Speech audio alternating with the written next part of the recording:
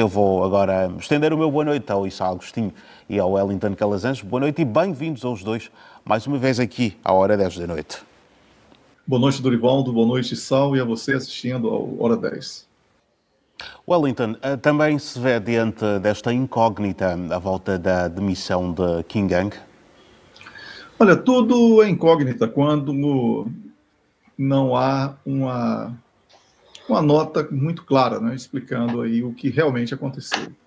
Mas, falando sobre o que tem sido publicado, né, o que mais a imprensa destaca é a ausência por aproximadamente um mês de Qin Gang, né, que assumiu muito recentemente, né, o cargo, e agora ele é substituído pelo seu antecessor.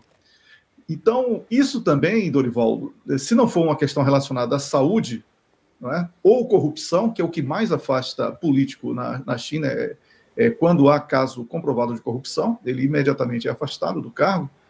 Aí temos uma outra situação.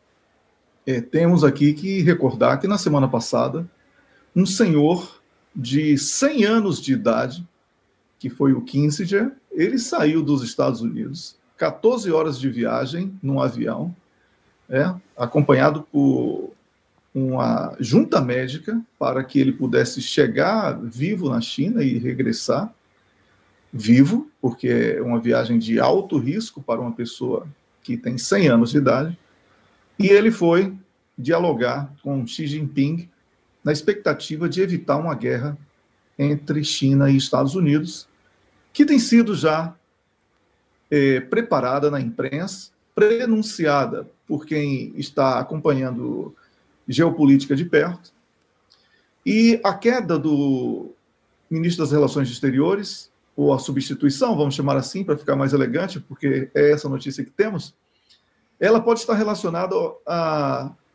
ao histórico de aproximação que ele tinha com os Estados Unidos da América. E isso estava desagradando Xi Jinping, porque ele buscou uma resolução de uma situação que está acima das suas capacidades. Por isso, Dorivaldo, eu considero que o regresso do seu antecessor possa significar uma obediência maior a uma política chinesa de não recuar, porque foi esse o recado que Kissinger teria levado da China para os Estados Unidos da América, e eu temo que esse ambiente de quebra de diálogo com os Estados Unidos aprofunde ainda mais essa suspeita de que em breve estaremos aqui falando sobre uma guerra entre duas potências.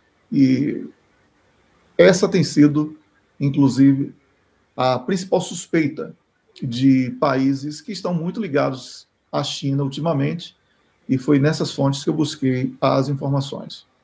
Certo. Razões como a Covid-19 ou um suposto escândalo amoroso também são aqui levantadas por alguma imprensa como sendo causas potenciais desta demissão. Ao serem estas, seriam razões mais do que suficientes para tal? Creio que não. A China é muito grande para que uma questão pessoal deste tamanho, ou essa questão da Covid-19, que ele não estava no cargo ainda, né? Então não seria afetado tão diretamente. Então, eu acredito que algo muito maior, que dificilmente será divulgado de maneira oficial, está acontecendo neste momento. Wellington, esta será, portanto, a primeira viagem de Putin à China desde o início da ofensiva militar russa na Ucrânia, em fevereiro do ano passado. E eu lhe perguntava mesmo se a perspectiva é o mesmo que o Issal para esta visita. Olha, eu considero que o Issal fez um apanhado do histórico na relação, especialmente as recentes relações entre os países. E isso realmente é uma verdade incontestável. O aprofundamento, especialmente no último ano, das relações comerciais e também o fornecimento de matéria-prima russa com preços muito acessíveis para a China, o que torna o país altamente competitivo na industrialização e no fortalecimento da indústria nacional chinesa. E isso tudo é incontestável. A reunião dos BRICS, com a ausência anunciada de Vladimir Putin, ela também poderá ser compensada com essa visita de Vladimir Putin à China, porque isso ganha holofotes internacionais e quebra qualquer ideia de fragilidade do presidente russo, ainda que a ausência dele suscite no imaginário de muitos um certo ar de fragilidade. Que, por mais que digam que foi uma troca, por a NATO não ter incluído a Ucrânia como membro, e em contrapartida o Tribunal Internacional não foi desmoralizado com a presença, ou não será, né, com a presença de Vladimir Putin na África do Sul, na cimeira dos BRICS, isso, de certa maneira, quebrou um pouco a ideia de uma unidade do bloco. Então, a Rússia precisa também aparar algumas arestas que estão sendo visíveis em relação à China, porque a China trabalha muito em torno de uma institucionalização internacional que fortalece órgãos que condenam a Rússia, e isso tem gerado um desconforto muito grande no âmbito interno. Até que ponto os russos podem acreditar na lealdade chinesa. Então, esse é um aspecto que pouco tem sido levantado, mas a China, ainda que nos organismos internacionais tenha dado apoio com voto, com discursos e tudo mais, a Rússia continua, a China, defendendo esses organismos que hoje são completamente avessos a qualquer possibilidade de uma existência da Rússia enquanto um país, enquanto Vladimir Putin estiver à frente do poder. E isso independe da situação na Ucrânia. Então, diante disso, há sim a necessidade de uma conversa frente a frente, né, que nós não saberemos jamais o que realmente estará sendo discutido. Não acreditem na nota de imprensa que será divulgada após o encontro. E então, Dorivaldo, eu vejo que são muitas questões delicadas. Como falei há pouco no tema anterior, existe aí um prenúncio de um conflito entre China e Estados Unidos. A Rússia é importantíssima numa estratégia militar para a China, porque é um país altamente armado e preparado. Então, acredito que esse tema também seja um dos temas que serão abordados pelos líderes de China e Rússia. Vamos agora olhar para as eleições em Espanha, digamos, um pouco continuação do que já estivemos ontem aqui a analisar, e surge hoje a nossa conversa o partido Juntos pela Catalunha, que poderá então ser determinante para a formação do novo governo. Vamos começar consigo, Wellington. Olha, o Pedro Sánchez, ele continua agora no poder, não é? À frente de um governo em exercício, que foi iniciado hoje, e ele terá um tempo até que seja definido o panorama político após essa indefinição, né, já que nenhum partido formou maioria.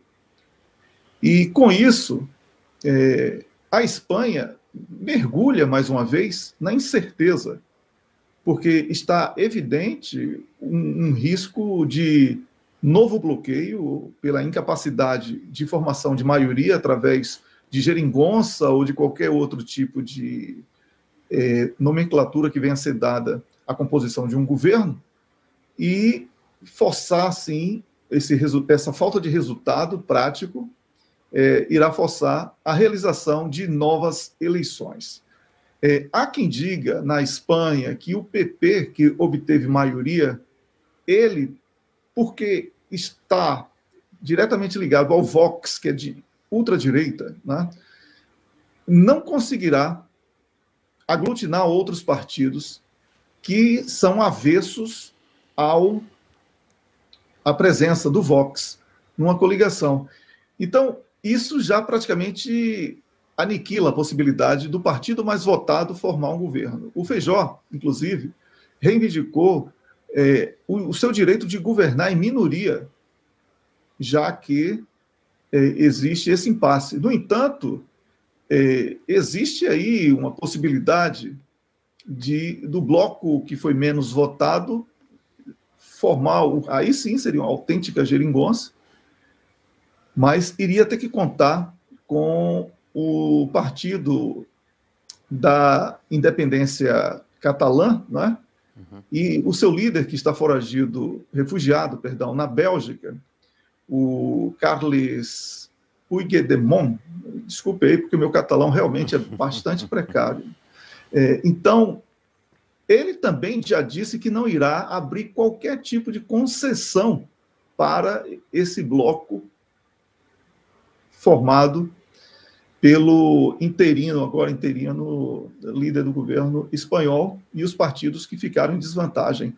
Então, Dorivaldo, de uma maneira muito honesta, dentro do que tenho acompanhado, eu estou acreditando que haverá nova eleição, porque dificilmente o mês de agosto será suficiente para que tanta disputa desde ego até mesmo de poder possa ser saciada, e com isso a economia espanhola, que foi apontada como a que mais poderia crescer no continente europeu, especialmente no sul da Europa, nos próximos meses, ela passa a ficar ameaçada, porque não vai ter um governo para conduzir os destinos do país, um governo capaz de assumir compromissos de médio e longo prazos, o que não é bom para nenhum Estado. Então, a situação fica realmente delicada, e vamos torcer para que, de alguma maneira, haja um entendimento